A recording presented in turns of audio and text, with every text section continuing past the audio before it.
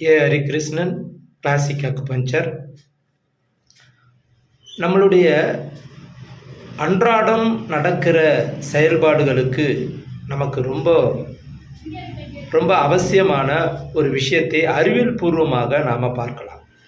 எல்லாவற்றிற்கும் வெளிப்பாடு வலிகள் தான். உடலின் நோயின் அறிகுறி வலிகளாகத்தான் இருக்கிறது. இதை சரி செய்வதற்காக நாம் ஒரு விஷயத்தை ஆழமாக புரிந்து கொள்ள வேண்டும். அதாவது வயிற்றில் இருக்கிற கழிவுகள் வெளியேறாமல் புதிய உணவுகள் எடுக்கப்பட முடியாது என்பது நமக்கு புரிந்த விஷயம்தான்.